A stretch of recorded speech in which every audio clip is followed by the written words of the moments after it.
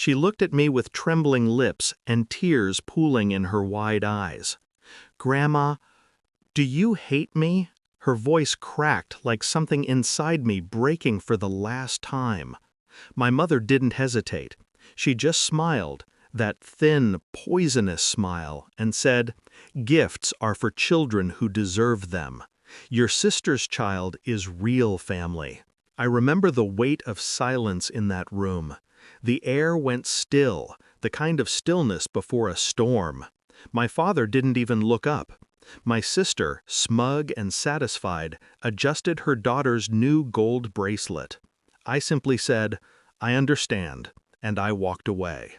What they didn't know, what they never saw, was that I had stopped being their daughter the moment they humiliated mine. I used to think love could excuse cruelty. That family meant forgiveness. When I was younger, my parents adored my sister. She was the golden child, obedient, charming, everything they wanted me to be. I was the practical one, the one who paid bills, kept records, visited on weekends, remembered their medications. They said they were proud of me, but it always sounded like an apology. Even after marriage, I tried to stay close. Every Eid, every birthday, I brought gifts, not expensive ones, but thoughtful. A book my father once wanted to read, a shawl my mother admired in a shop window. They would thank me politely, then ask, "Did your sister get something too?"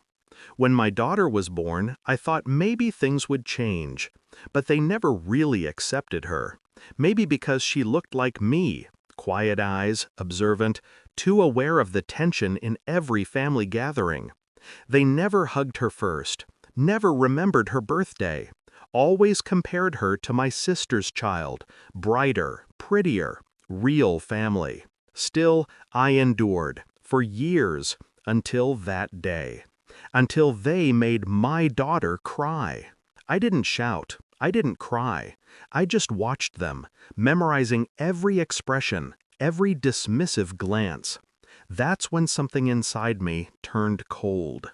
That night, I lay awake replaying the scene. My daughter's voice echoed in my head, and I realized my parents had mistaken my silence for weakness. They'd forgotten I was the one who held everything together. So I stopped. No phone calls, no visits, no money transfers, no reminders for doctor appointments. At first, they didn't notice. My sister lived nearby after all. But she wasn't like me. She didn't handle their bills, didn't manage their paperwork, didn't keep their world from falling apart. By the second month, the cracks began to show. The electricity bill went unpaid. My father's medicine supply ran out. My mother's friend stopped visiting after realizing no one picked up her calls. They tried calling me then. I didn't answer. My sister called furious. "They're your parents. You can't just abandon them." "Of course I can," I said quietly. "They taught me that.